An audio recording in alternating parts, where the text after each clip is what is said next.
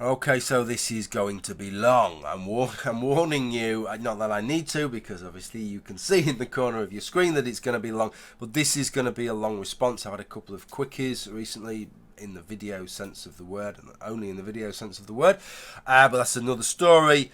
This is not going to be one of them. So what I want to do is, this is a video response to a hangout that Kristi Winters had that in no way was aimed specifically at Sargon of Akkad. No.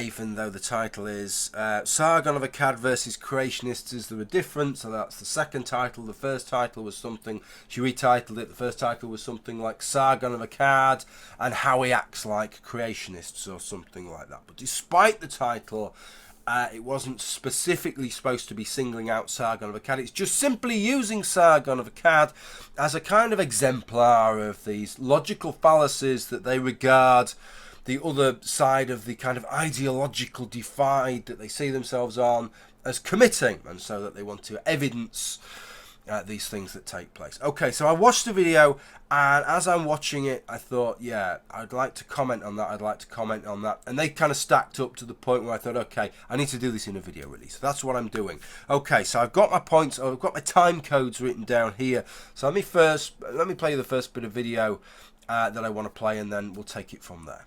What we're going to be doing today is going through some of the fallacies that I've observed Sargon using in videos of his that or not videos of his, but videos that he's been in that I've seen. And I wanted to bring up this discussion about standards in the YouTube community, especially in the atheist community, which is supposed to be based on skepticism and reason and evidence, and start kind of compiling all of these individual observations that I've seen into a more collective argument about what the problem is with the discourse, especially the anti-feminist discourse on YouTube, and what we can do to remedy it. Okay, so I don't want to dwell on this for too long, Kristi. There's bigger fish to fry than this.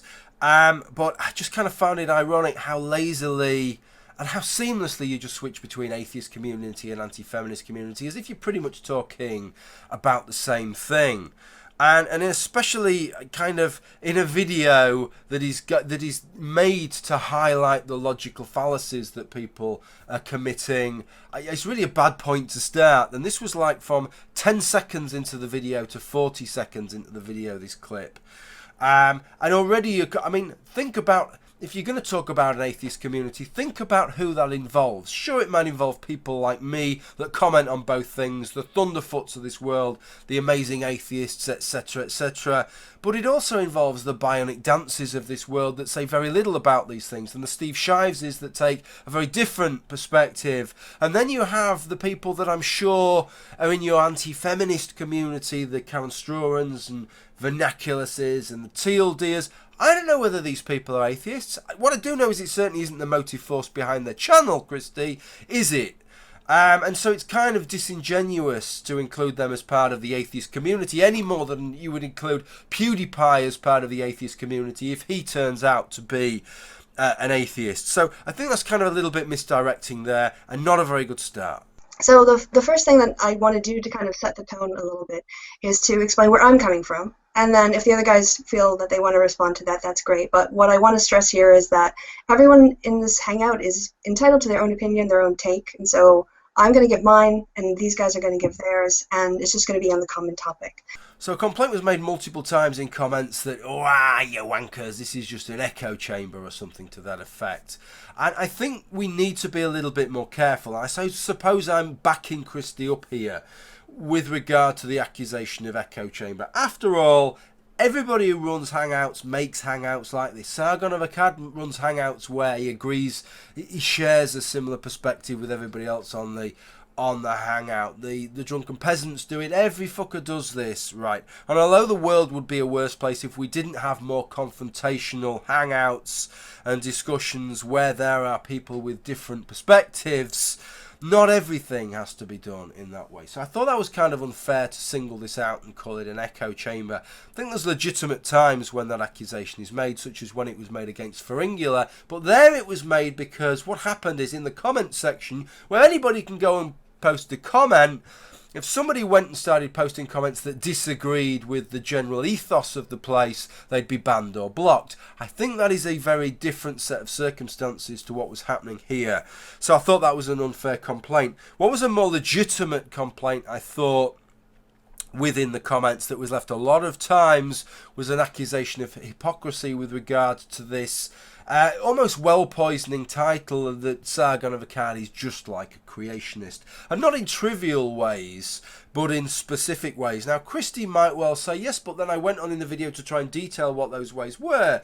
That is fine. Maybe you did, or you at least attempted to do so, which is enough with regard to that. But then it kind of boils down to, well, then what you're saying is it's not about being like a creationist, which is a marvellous generalisation, Kristi, which I'm sure you wouldn't like if it was made against feminism. But it's not the problem is not being like a creationist, it is these specific things. So why not stick to the specific things and leave the slur or the smear of being like a creationist to one side? You know, it smacks of the same kind of smear that some religious people use when they say atheism's just a religion, or it takes more faith to be an atheist than it does to be a theist, etc., etc., etc.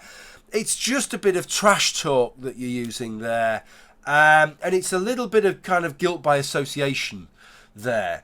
And I know it's something that you're majoring on. It's obviously something you've decided this is a good tactic. If people are using things that you regard as logically fallacious, that you accuse them of being like a creationist. And look, it's not something that I find entirely objectionable, and it's something that I might well do myself. But if you're going to hold people to this higher standard, which is what you're effectively doing in this video, then you need to adopt that standard yourself and not do the same kind of things that you're accusing them of doing, which is what I think you're doing here. This is kind of how I feel about where things are in terms of the anti-feminist discourse on YouTube.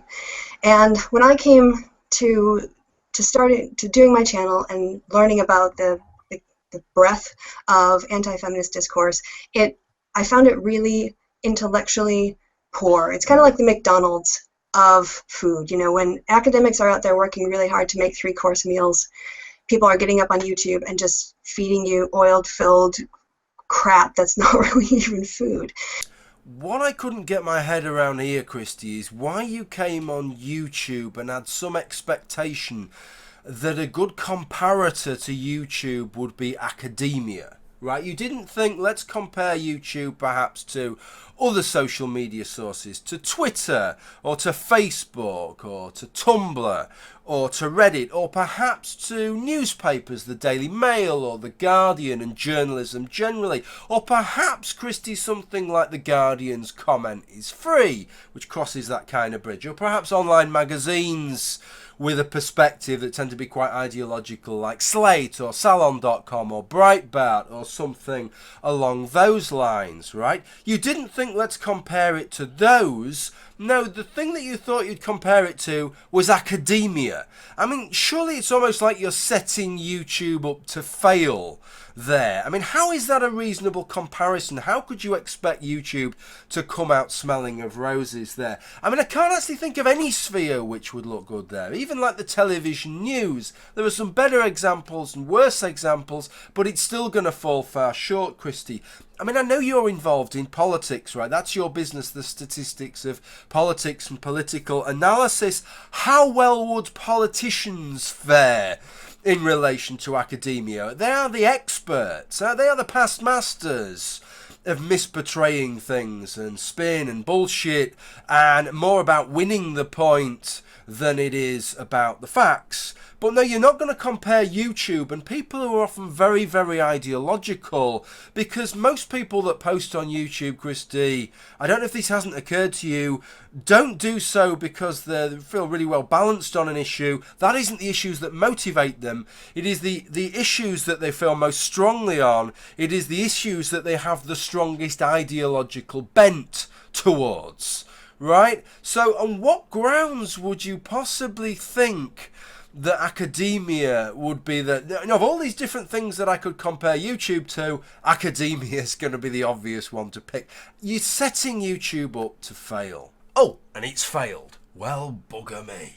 The thing that I try to approach, especially when I'm doing an academic piece of work, is this principle of charity, which comes from philosophy. And you can see where this quote comes from. It says, in philosophy and rhetoric, the principle of charity requires interpreting a speaker's statements to be rational, and in the case of any argument, considering its best, strongest possible interpretation. Because you take somebody's arguments seriously and you present them the most robust that you can, and take that charitable view of understanding a coherent argument that they're making, then when you come to make an argument, you have to make a much better argument in order to then explain why that view is wrong. And what you see on Thunderfoot's channel and with Sargon's channel and the Armored Skeptic response to Steve Shives is garbage.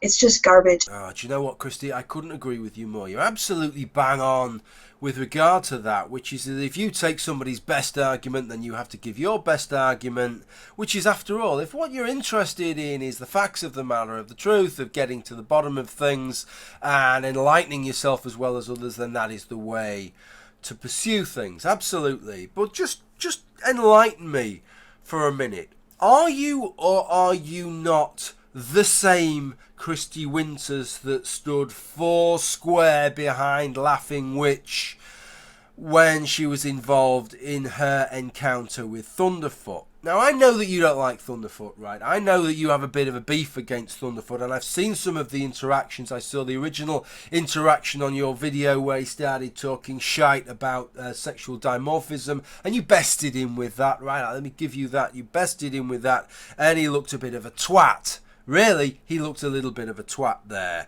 right? But I'm assuming that you're pretty objective. You always claim to be pretty objective, so you didn't let that cloud your judgment there. So just tell me what was going on there then.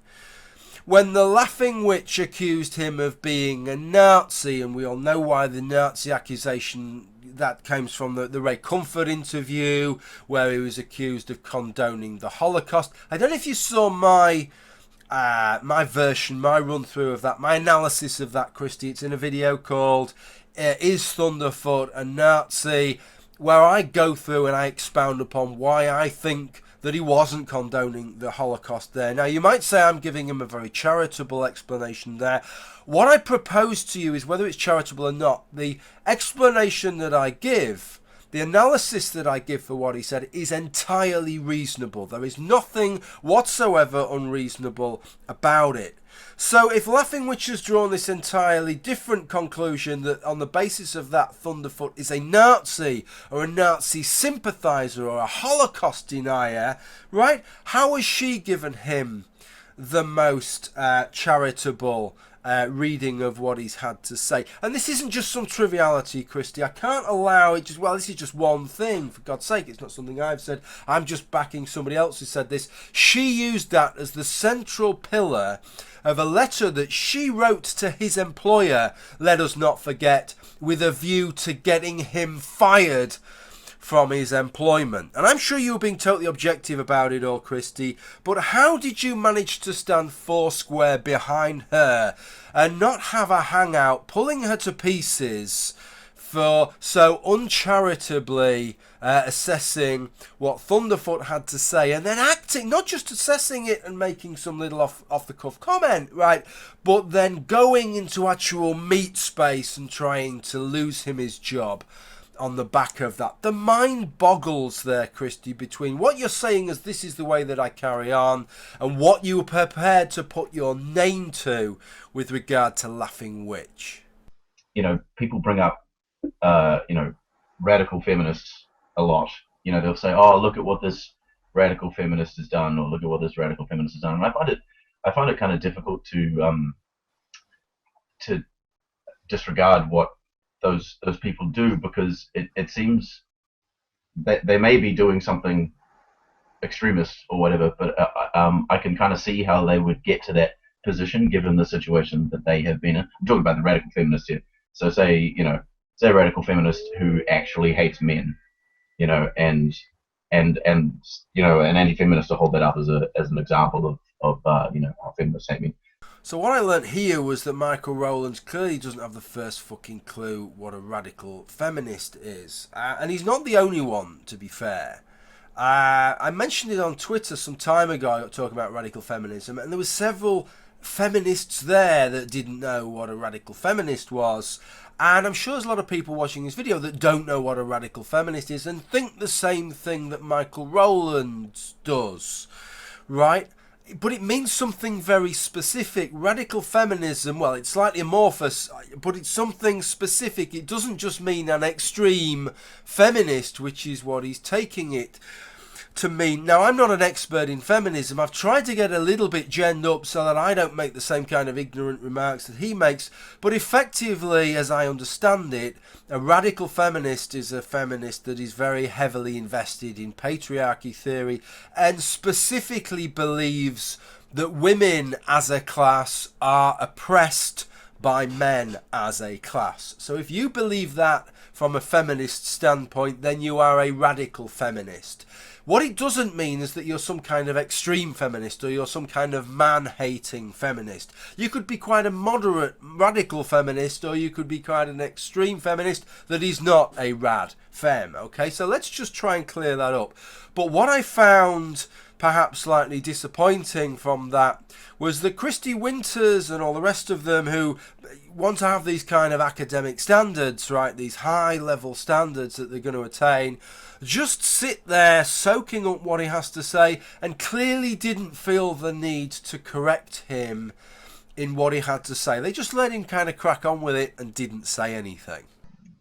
Actually, another example of what you said, the Milo Yiannopoulos at Rutgers incident, where he assigned all of the people interrupting his speech as feminists, even though he had no evidence that, well, presumably one or two of them probably were, because Milo, that's the kind of people he attracts or whatever, in terms of protesters.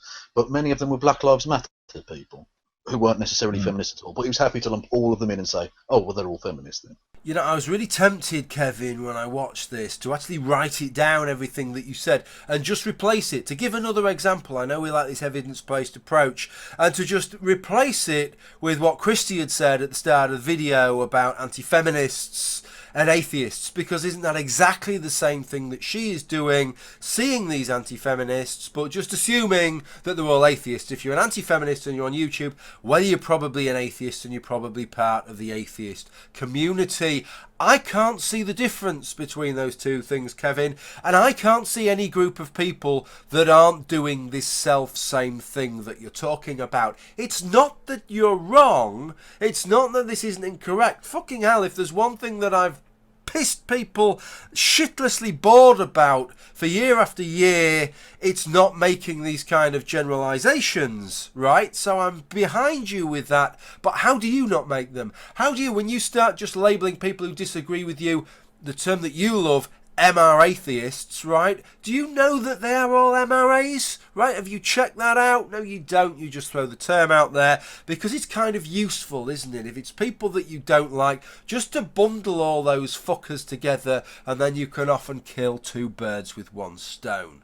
Well, yeah, I mean, the idea that none of the people who happen to be sexist also hold positions of authority and that can therefore create systemic sexism is equally absurd as anything else he's ever said. I mean, all you need for systemic sexism to exist is for some of those people in society who are sexist to hold positions of influence over other people. Yeah, you know, I don't really agree with you there, Garrett. I think that it involves more than, sometimes it can involve less than that, or sometimes that it can involve more than that, but I don't think that that is the factor that is important.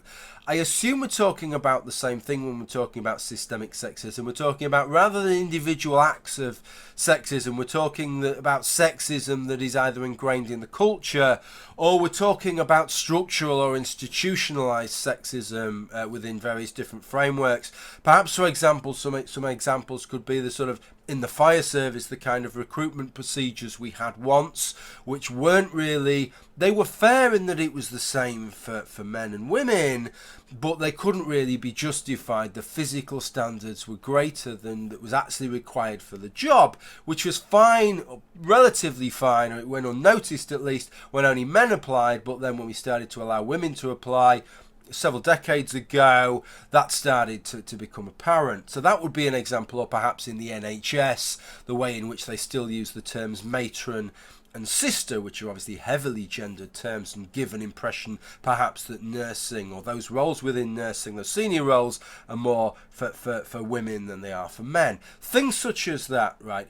But surely just having people in positions of power that have sexist attitudes really isn't enough, because some people might get into those positions of power and have those sexist attitudes, but realise that they are not appropriate for the sphere of the workplace. For example, let me give you the example, Garrett. You may have a Muslim guy that has very traditional attitudes towards women and the roles of women, and he may go into a job such as the fire service, for example, right, at a senior level, and he might feel that actually as a role he doesn't regard that as suitable employment for a woman, and he would not wish in his patriarchal home life for his wife to join the fire service, or for his daughters to join the fire service.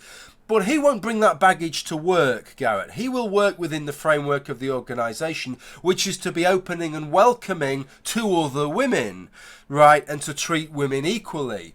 Alternatively, somebody might have those sexist attitudes but prioritise equal treatment, or treating people in a meritocratic way, above and beyond the ways in which they view people of one gender as opposed to people of another gender. And I propose to you that a lot of people do that. A lot of people have these suspicions themselves, or these perceptions or biases, but they set them to one side when they go into a particular sphere, because they accept that might be their personal opinion, but it's not what they should be taking to work. When they take to work, they take on the ethos of the workplace that is already there. But yeah, there's a thing in Iran where if in stonings, which they don't do anymore, but when they did do stonings, they would bury the man up to his waist, and if he could climb out of the dirt before he died from being stoned, he would live. But they'd bury the woman up to her neck, because they didn't want the indecency of having her breasts exposed, but it also meant she couldn't possibly escape. Well, you know what?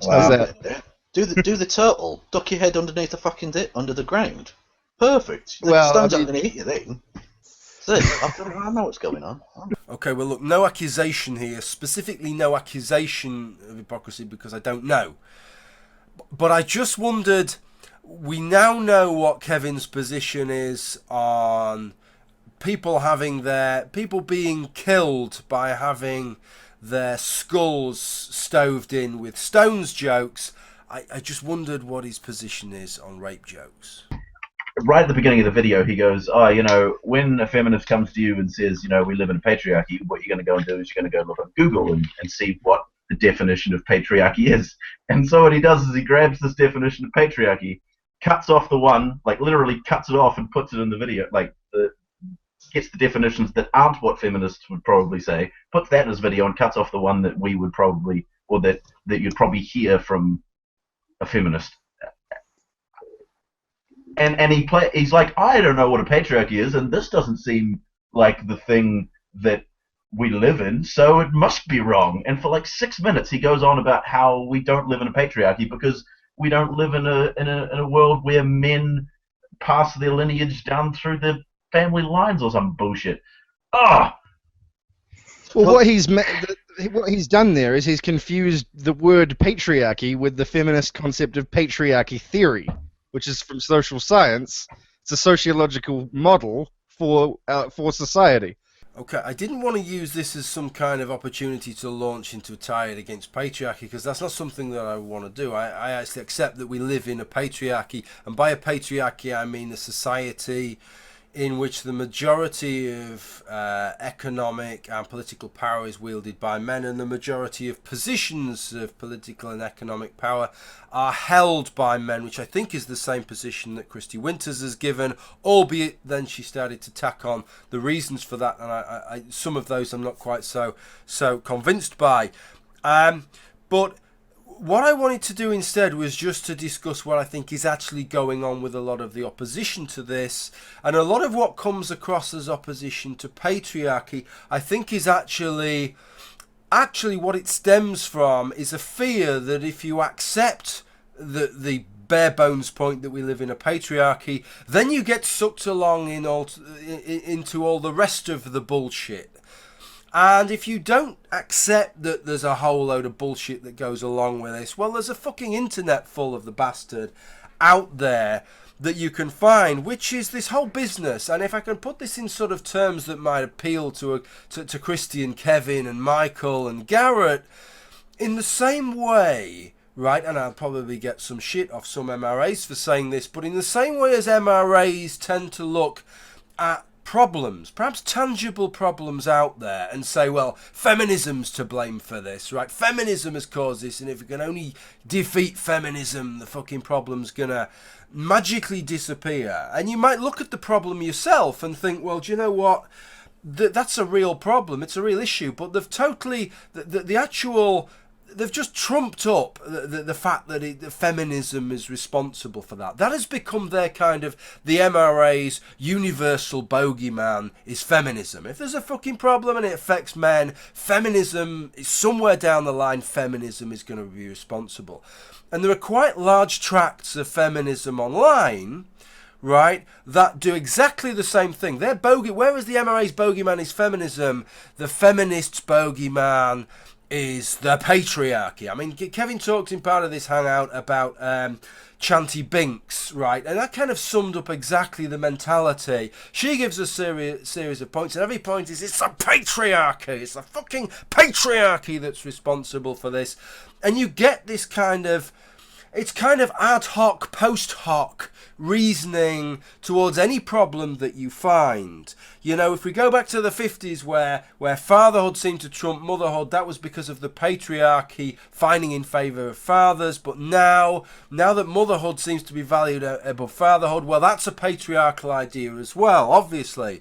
I mean, the fact that every other fucking primate values motherhood over fatherhood, you know, from the patriarchal common chimps to the either egalitarian or matriarchal bonobos, that is nothing to do with that. No, it's obviously our patriarchal society that is leading to us valuing motherhood over fatherhood. So don't worry, guys. Once we've smashed patriarchy, we'll start valuing fatherhood much, much more than we are now. And it's just bullshit. Like I say, it's kind of ad hoc, post hoc reasoning. It's made after the event on a case-by-case basis.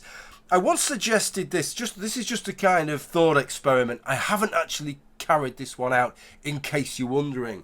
But just to give an idea of the kind of thing that I mean, and I'm not saying every feminist reasons like this, because of course they don't, but it's all too prevalent and it puts people's backs up with regard to patriarchy, in that it just gets applied to everything. So that if I stand on top of a wall, right, and there's some blokes down there and there's some women down there, if I help the women up in preference to the man, well then that's evidence of patriarchy, right? Because I'm obviously assuming that the women are incapable of climbing the wall without the assistance of the man. So I'm being very paternalistic, aren't I? And overbearing and helping out the poor little women getting up the wall. So that's evidence of patriarchy. But if instead I help the guys up in preference to the women, well, that's just guys scratching one another's backs, isn't it? What is more obviously typical of patriarchal society than guys setting things up for the betterment of other guys? So what I'm saying is, right, I'm not saying like I say that scenario has actually taken place,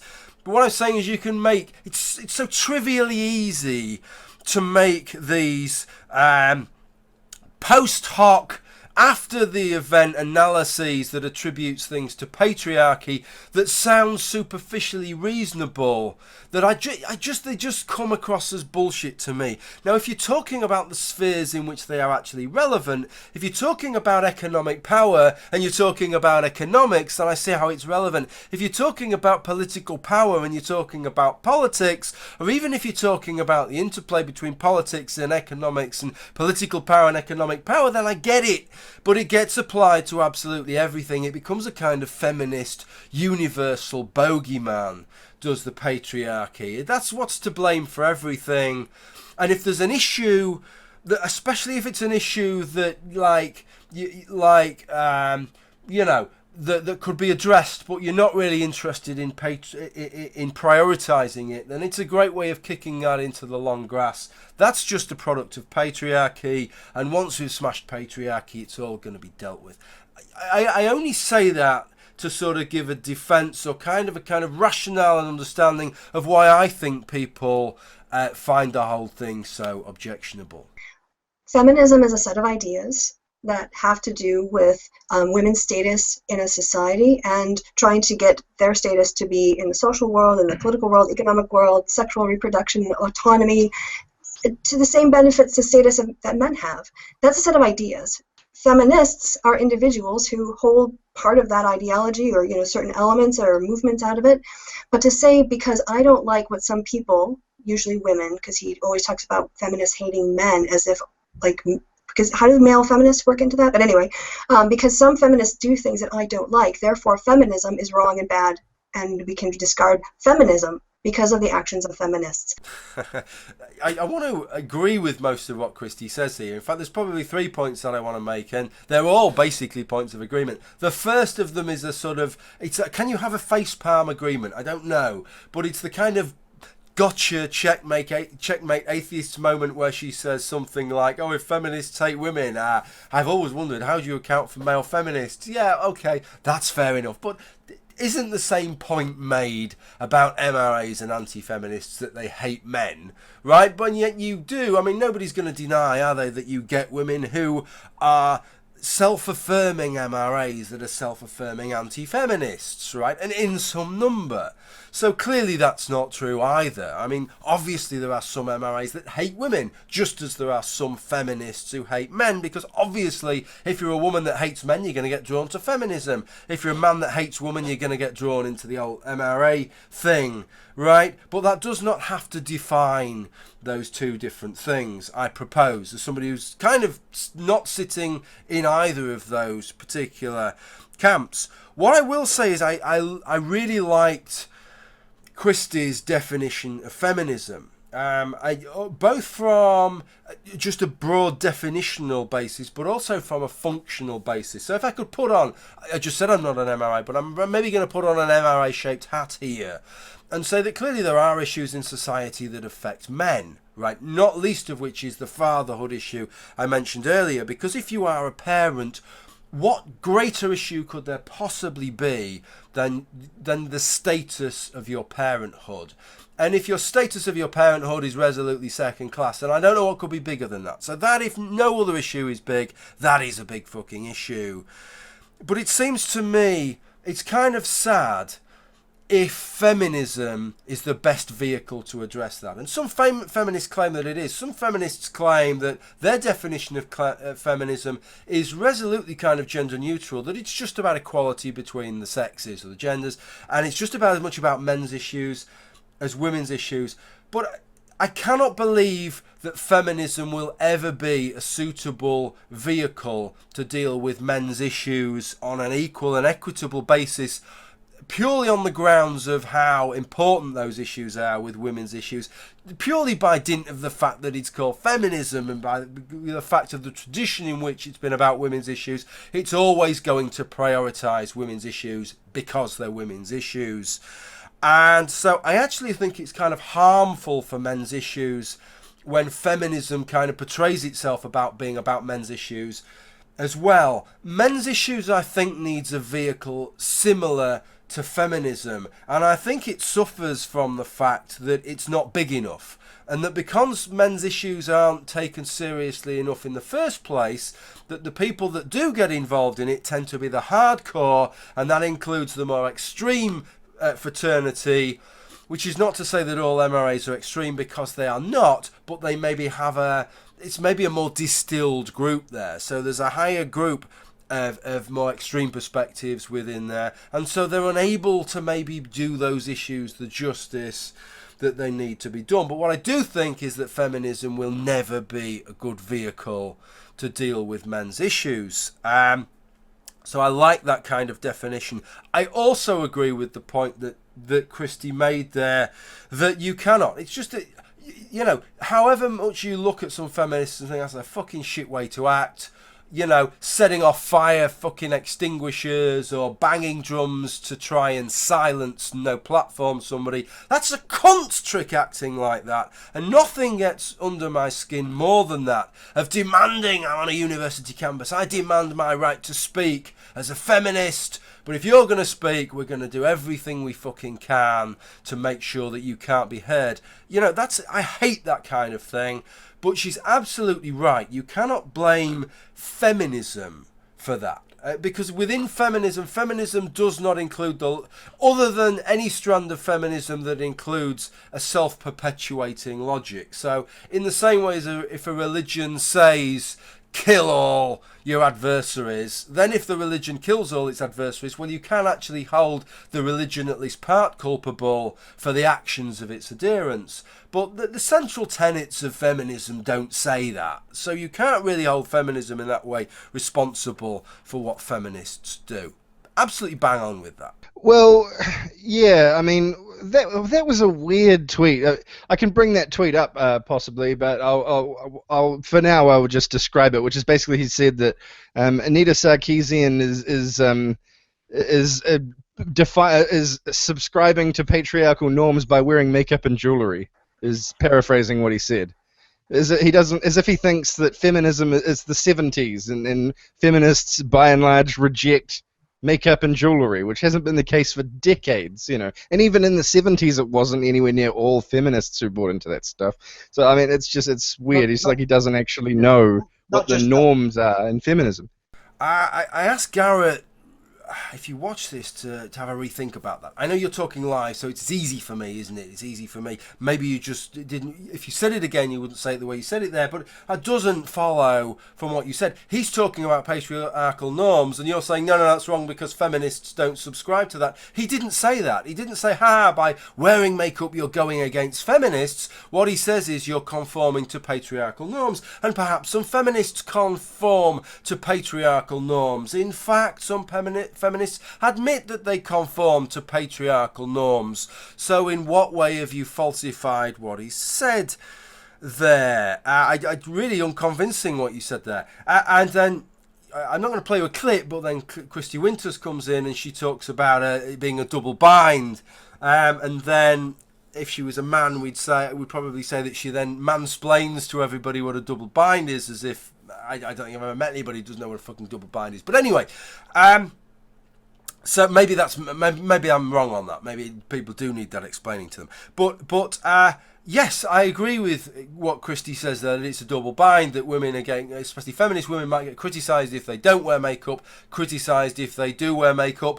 All I can say is, yeah, that's shit, isn't it? That is shit, but that's the fucking way life works. We end up in these situations where we are in a double bind, where whatever, we're damned if we do for one reason and we're damned if we don't for another reason, especially when we take an ideological perspective on board, because sometimes that jars against something else. So I don't know what to say. Yeah, it's a double bind.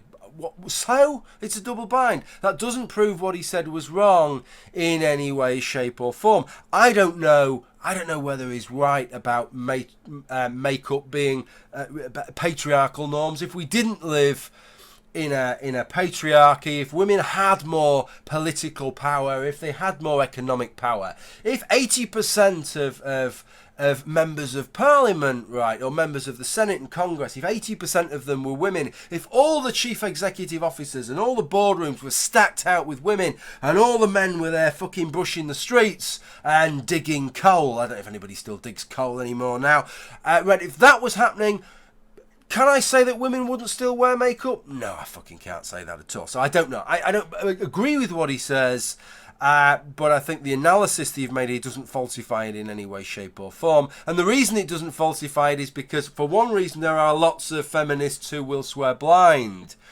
that it is a patriarchal norm. Why? Because everything's a fucking patriarchal norm. If it happens and we live in a patriarchy, then it's a patriarchal norm. A specific example he uses with Sarkeesian is because she goes on about gender signifiers in one of her videos, where the only way you can tell that a character is supposed to be female is because she's got, say, eyeshadow on, or earrings, or lipstick, or something.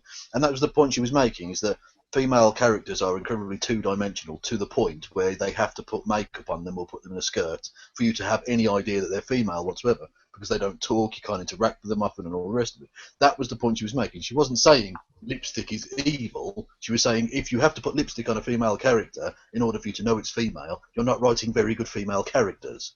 I could call this part, I think Kev is wrong, part 1. Unless there's a video that I haven't seen, what he's referring to here is the Ms. Male trope. And one of the things about this with regard to Sarkeesian is it's one of the things she says that I had quite a bit of time for. I actually agreed with her on. But it was nothing to do with the fact that you have to put, they're so two-dimensional, these female characters, that you have to put lipstick on them or whatever just to know they're female.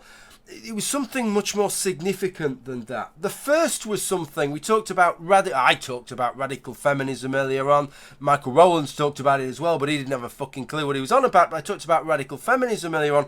One of the things that radical feminists, one of their central points, is this idea of the male being the default, which it is in some things, isn't it? There are some things that we do where the male version is the default. If you go out and buy a bike, certainly, there's bikes and then there's women's bikes. I mean, it doesn't hold true to everything. I bleach my hair, right, and I use women's hair products, women's hair bleaches to bleach because if you go in, women's hair products are the default, and there's a stack of about 200 different fucking shades for women, and then there's the men's, the just for men Grecian 2001 for men, right? So it doesn't always work that way round, but that's the kind of tenet that it goes along with.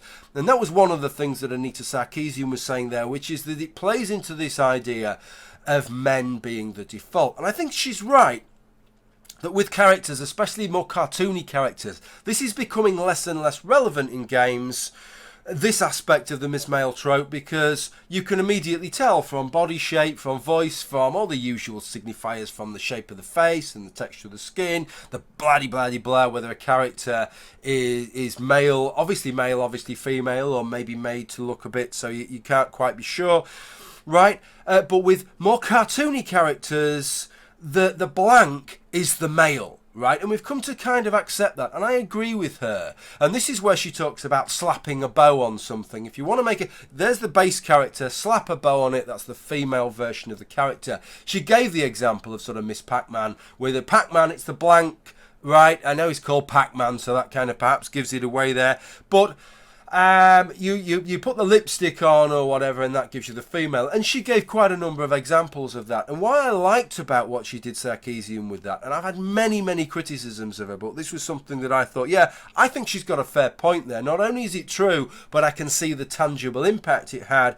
She gave an example of a couple of games whereby the problem is that where you place those signifiers is usually in lieu of something else. So she gave one example of something where there were lots of different versions. There's a plumber, a baker, a fucking butcher, baker, candlestick maker, astronaut, whatever. And the headgear signifies what the character is. And there was maybe 40 different characters.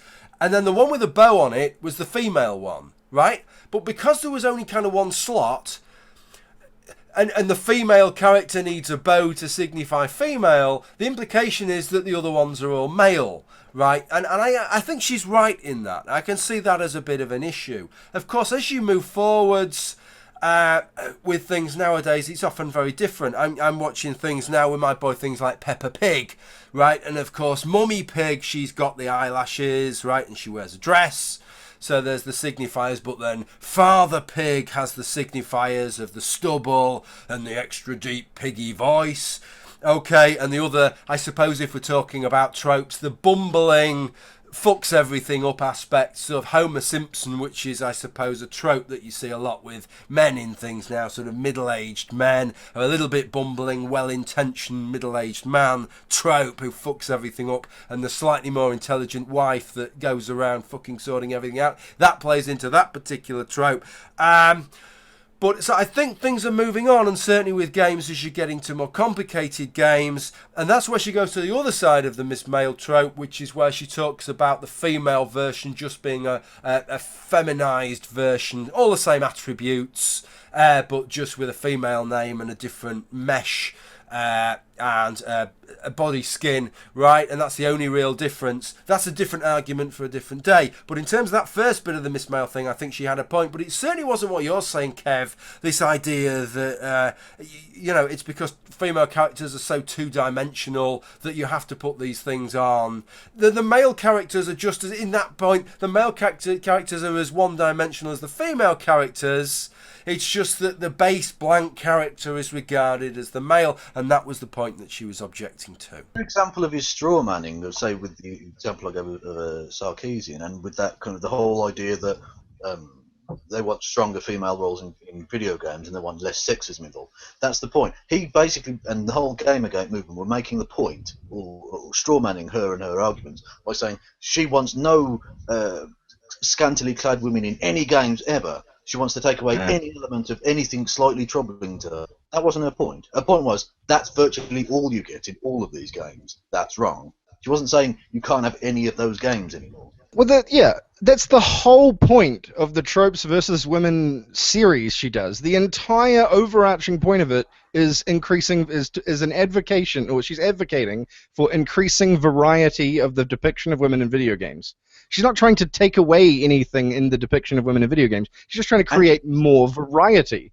Okay, so this would be Kevin is wrong part 2, but also Garrett is wrong. He's joined in with the wrongness as well, alongside Kevin. I call absolute bullshit on this idea. I've heard it so many times by Sarkeesian apologists. She's not trying to take anything away from video games. All she's trying to do is just ask for a little bit extra. It's bullshit, and it's what is this claim you're making based upon? The point that I've made several times is not the only point of evidence for this. She shows that she doesn't like violent content. She finds violent content objectionable for its own sake. She does not like objectification of women, right? And it's not like I don't mind objectification of women, like she said in a recent Butts thing, as long as you objectify men as well. No, she said in the Butts one. That's not what I'm suggesting. What I'm suggesting is that we don't do it. Perhaps the prime example of this, which I've given before, was in the Women as Reward one a few months back, the Women as Reward trope. If what you're saying, Garrett, is that all she wants is for a greater variety, why did she say this? She's looking at Women as Reward, and she looks at Easter eggs, and she tells us what an Easter egg is. That these Easter eggs, they're not something that you're just going to come across, right, by accident, right? They're not something you're going to come across. You've got to dig for these things. Realistically, you need to go on the net and find out that you need to do this incredible combination of button presses and joypad moves to get to it and access this secret setting. Right, and what she said is that some Easter eggs have sexualized content. She gives you an example from a Naughty Dog game where the logo on the front of the game, on the screen, the splash screen, changes so that there's a title there, but rather than whatever was there, it's a woman with her tits out, right? And this game is from like 20 fucking years ago or something. She gives 3 or 4 examples that span several decades, not because these things have been going on for several decades, but because the vast majority of Easter eggs, Garrett, do not involve sexual content and do not involve sexualized women. They involve extra lives or invulnerability or extra little bits of behind the scenes footage or preliminary fucking sketches that were made of the game, Garrett. The vast majority of them do not involve sexualized women, and yet she mentioned that and then said that this is not how you should do Easter eggs. She says, my argument is not against Easter eggs per se. I have no problem with Easter eggs. In fact, here's some examples of Easter eggs done well.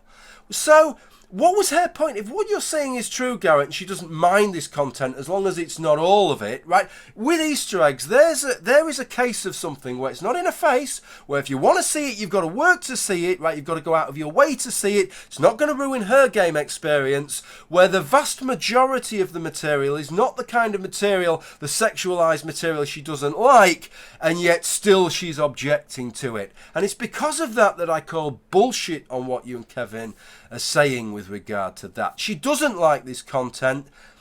she's not trying to ban the content, because let's not go down that line. Let's not go down that defence. She's not trying to ban video games, right? Because we all know, feminists have told us often enough, right, that, well, just because something isn't against the law doesn't mean that it doesn't affect our lives. That is exactly right, and I agree with feminists on that. But the same thing applies to this. You can do a lot towards stopping content being made short of banning it. Fur coats aren't banned in the UK, but that doesn't mean that people don't feel, I better not wear my old grandmother's fur coat, because if I do, people are going to be booing and fucking hissing at me in the streets because, oh, wearing dead animals, that's terrible. It was like, if it's a cow or something like that that isn't furry and cuddly, you can still wear its skin, but if it's cute and furry, that's a real taboo now, without it being banned. I don't think Anita's trying to ban the content, but she is trying to put pressure on games publishers to remove as much of that content as possible. It's not about opening up opportunities, it's about getting rid of the kind of content that she doesn't like. I mean, as I think I brought up in the hangout we did recently, Kevin, that people within most feminists don't even know who Anita Sarkeesian is. Yeah. So the idea that she is a saint of feminism is just absolutely ludicrous. I mean, and half of the feminists who do know who she is don't like her. And either don't care about her views because it's about video games and they don't care about video games, or they do care about video games and they don't like her views. There's a whole range of different opinions about Anita Sarkeesian within feminism. Okay, so putting to one side Garrett's central claim there, which is that no fucker's ever heard of Anita Sarkeesian anyway. She's not got any, Anita, Time Magazine's top 100 most influential people on the planet, Sarkeesian. It's not as if she actually has any influence within the games industry, so there's nothing to worry about there. But he made this point that actually most feminists don't agree with her anyway, right? Most feminists think she's as full of shit as anybody else. So how come when I look on YouTube or elsewhere, I see such a vanishingly small number of critiques and criticisms from people who are self-proclaimed feminists? It seems to me there are loads and loads of feminists who say, yeah, Anita Sarkeesian, I think she's full of shit, and most of what she says I don't agree with, but I don't see any of them actually putting any flesh on their bones. What they will say is, well, all the criticisms that I've seen on YouTube of Anita Sarkeesian, they say either one or two things. Either all the criticisms they've seen are shit, or all the criticisms they've seen other than Tool Times are shit, right? But what I don't see... Why don't they do so much better? Why don't we see some of these brilliant feminist critiques of Anita Sarkeesian just to tell us all where we've all been going wrong? That's what I would like to see. While we're in this area of conversation, I have a screen grab of the fundraiser he started with Steve Shives' image and name. Should we discuss that? Yes, this is the ultimate. I don't want to dictate. I don't want to talk too much, but whilst we're on this, because I've made a video on this, I was asked as an official emissary to ask Steve Shives whether he wanted to do it, and I said he obviously won't want to do it. But this is again another example of him being like a creationist, because if I remember correctly, it was Ray Comfort who pulled this exact same shit with Richard Dawkins about 5 years ago. The exact same stunt. For the benefit of the rest of you who aren't Kevin Logan, what Kevin Logan did earlier on in this video is he talked about Chanty Binks, Big Red, and says, oh yeah, anti-feminists, they point to her and the rant that she did towards those MRAs. He said, I've never seen a feminist do a rant like that, so they just pick on that one example and they say that's what feminists are like, right? And he said that's just bullshit, that's just fallacious reasoning. So they'll bring up the obvious one they always bring up is Chanty Binks, or one of those kind of characters, and they'll use that clip of him shouting as if that's... I've never met a feminist who's ever done that. There are a few filmed examples, and you can show them on a loop over and over again, guys. It doesn't prove anything. What the fuck have you just done there, Kev, if it's not the same thing? How many creationists do you know in real life, and how many of those creationists, right, make these kinds of challenges? Right, you've given me Ray Comfort, right? So that's one creationist out of the 2 billion or 3 billion or however many creationists there are in the world. What about the rest of them, Kevin? You're saying that this is like a creationist, right? And you've given me one. Fuck off, Kevin. You've just done exactly the same thing that earlier on in the video you were saying was so outrageous. Or is there some special rule, right? That when it comes to creationists, you can just make these generalizations because it doesn't really matter. But come on, when we're talking about feminists now we need to be a lot more precise. We need to be a lot more reasonable. Fuck off with that, Kevin. So it's 2 days later and I've got to include this little bit. Got to include it. I meant to include it. I meant to include some comments on the Sargon of Akkad Steve Shives sweetener that it included there, and I forgot to do so. And I know there are people out there who don't trust me as far as they could fucking throw me, and they will read a lot into that. And I didn't intend to include it, so I thought rather than just put a footnote or something, let's film the footage and add it. And compare that to the Ray Comfort thing and the $10,000 with Richard Dawkins, because I don't think they're directly comparable. I think they're actually slightly different, and I view them slightly different. With regard to the Sargon one then, and I'm directing this to Sargon if he's watching this, is that so that the offer was $1,000 to a charity of Steve Shives' choice. And that's the problem for me, really, the charity part. It leaves a little bit of a bad taste in my mouth, Sargon. And look, it's not a fucking hanging offence. It's easy to do these things off the cuff and then people start, picking them apart and taking them a lot more seriously. But by doing so, we all put people under pressure. If you just make a video response to somebody, you put them under pressure to respond. You issue a challenge, you put somebody under pressure. I've no problem with putting somebody under some pressure to respond or to debate you.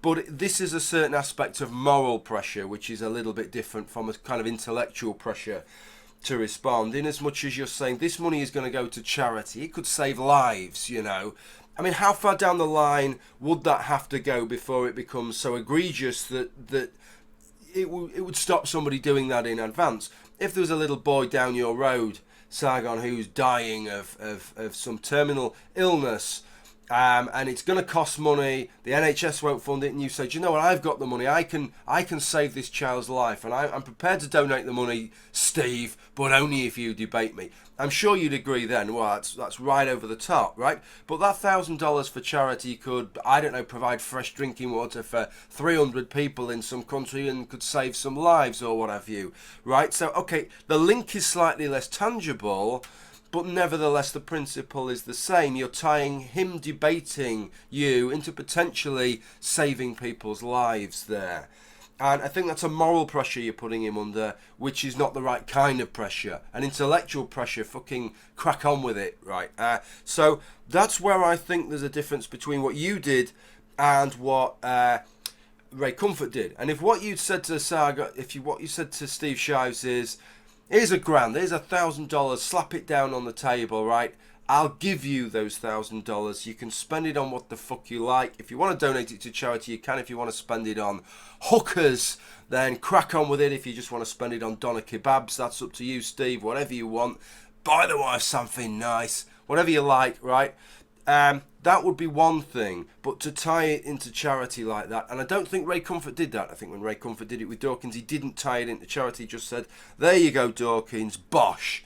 10 grand down on the table for you, stick it in the back pocket, right, if you'll come and have a discussion with me. So that for me is the difference, and so that's what I think about that. Okay, on with the rest of the video. But essentially he was trying to undermine whatever point, I can't even remember the point I was making in that video, but he called me and go, oh, Mr. Potato Head says something silly, or you wanker, you 7, what's wrong with you? Oh, I've seen you elsewhere, Kev, which, to your credit, you've said it elsewhere. I think to Kristi in another hangout before, you said, yeah, to be honest, I insult and I give all the bullshit back. Right, I'm as bad as anybody with this kind of stuff. I would have preferred it if you just said that. The fact that this was supposed to be the abuse fallacy and it's just about insulting people, and then you're giving an example where you've been insulted and ridiculed with this Mr. Potato Head, right? But this is your kind of modus operandi, isn't it? It maybe would have been better in this video if you'd either said nothing, right, or just admitted, hold your hand up and said, I'm as guilty as the next man or woman, or non-binary person, right? I would have appreciated that more, because it actually just looks like another example of hypocrisy, the fact that you didn't do that. I pointed out to him about the massive gender disparity in parliaments and CEOs and on boards and all the rest of it around the world in terms of their gender distribution. And he was going about, well, maybe evolutionary psychology can give an answer to that because, you know, maybe women aren't drawn towards these sorts of things. And I said, well, how It's do you just then biological determinism. Exactly, yeah. But I said to him, well, how do you then explain the underrepresentation of ethnic minority men or gay men, for instance? That can't possibly be evolutionary psychology because they're men too, right? Maybe there are societal factors at work there, possibly. So my real point for showing this is to really respond to Garrett and what Garrett had said there with regard to biological determinism. Grrr. Right, but before I get on to that, I want to talk about what Kevin said afterwards. It was one of these things where I'd like to have cut it off at Garrett, but actually what Kevin said was quite an interesting point. And I don't want to look a bit quote-miney, so I want to tackle what Kevin said with regard to MPs, women being underrepresented, gay men underrepresented, ethnic minorities are underrepresented. This is a reasonable sounding point, and it's certainly a point when I heard it, I thought, yeah, that's not a bad point, that. And I still don't think it's a bad point. But it's only half the point, Kev. Maybe just taking gay men. Perhaps it's the case that the only reason that gay men are underrepresented in Parliament, if that's the case, I don't actually know what the statistics are, but let's assume that is true, is because of cultural factors, right? That puts pressure on them or makes them less more disinclined, or perhaps they've got more other things on their plate, or whatever. Or they get drawn into professions that don't lead on to that because some professions are underrepresented. Apparently, I think this time, for the first time ever, there are no scientists in the House of Commons, no ex-scientists out of the 650 MPs, which is a shockingly sad state of affairs, really. It tends to draw from certain professions. Maybe it's that those professions underrepresent gay men. Who knows? But the point is this, perhaps it is just that one solitary factor that accounts for men, but that doesn't preclude it being more than just that one solitary factor with regard to women. Right? Just because it's true for gay men doesn't mean it's true for women. And to give you an example, to furnish you with an example of that, the same thing is true in the fire service. And just as with regard to MPs, gay men and women underrepresented, so it is the case in the fire service in the UK. Gay men and women are statistically underrepresented, Kev. Less than 50% of firefighters are female. And I've got to say, in my time, I don't know what the statistics are, but in my time in the fire service, 20 years in the fire service, Kev, I got my long service medal a couple of weeks ago. I've only ever known one gay man. And that was when I joined. You'd think things would have become, more open. There'd be more gay men. I've only ever known one gay man. And not just known personally. I didn't even know him personally. He was another part of the organisation. But it was just common knowledge. And that is the only one. Right? Now, I believe that the reason you get so few gay men in the fire service is cultural, especially because such a high proportion of women that are in the fire service are lesbians, right? So I think it's probably a cultural thing, okay? But does that mean that the reason that less than 50% of firefighters are female is purely due to cultural reasons? Of course it doesn't, because we understand that we know what the other reason is. We know that the entrance tests, the physical tests are very strenuous, and that there are a much higher percentage of young men that can make that physical requirement than young women. So I'm sure you're as easy with it as I am to say that the reason that gay men are underrepresented in the fire service could well be just entirely cultural, but the reason that women are underrepresented is going to be a mixture of culture, and there certainly is a cultural element, not so much within the fire service but external. If you speak to women, a lot of women have negative perceptions about being in the fire service. You hear men say, "Oh, I could never do your job, I'd hate to do it." What you hear women sometimes say is, I'd hate to do your job, but they also say it's not really the kind of job for women. It always seems odd to me, women becoming firefighters, right? You get that attitude, especially amongst women. So, of course, there's that cultural element, Kev, but there's also a physiological element in this case as well. Could it not be the case? Could it not be the case? Is it beyond the realm of possibility that in the realm of politics there is a cultural element that maybe totally accounts for gay men, but in terms of women there is still a cultural element, but that might not be the whole story. There could be a psychological element as well. Right, Garrett, fuck off with this biological determinism shit. Right, I'm so sick. Whether you agree with evolutionary psychology or not, whether you think it's a total load of bunk, that is no excuse to misrepresent it, especially in a video that is about fallacies, that is arguing against fallacies, right? If you had a couple of children, Garrett, right? Perhaps even twins, dizygotic twins, right? Fraternal twins. The chances are they will have different personalities in one way, shape or form. And it won't be because you're bringing them up differently, Garrett. It will be because there are intrinsic differences in terms of their predisposition. One of them might sleep more thoroughly than the other. One of them might be just a bit more hard work than the other, Garrett. One of them, some kids, the parents just bring them up and it's so fucking easy. Right, and other kids are hard fucking work. It doesn't mean you can't still bring them up to be good children, to be good adults, to be well-balanced, healthy, decent adults, but it takes a little bit more work, Garrett. And the reason is because there are these differences, right? People do have these intrinsic differences.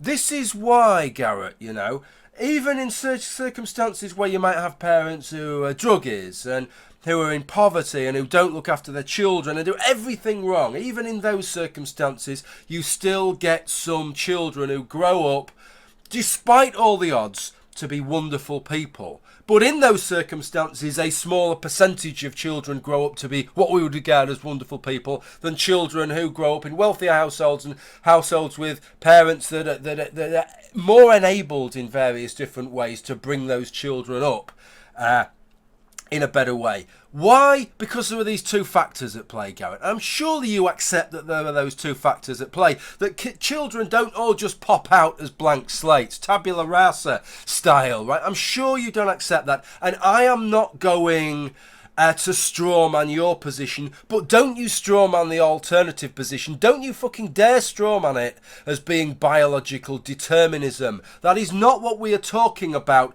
We are talking about predispositions, and that's a big difference. Nobody is determined. It is not biologically determined that somebody's going to be a criminal. It is not biologically determined that somebody is going to be very aggressive and violent, but it could be that some people are more predisposed towards those things. And of course culture can alter them, but that does not preclude the fact that they have intrinsic differences, Garrett.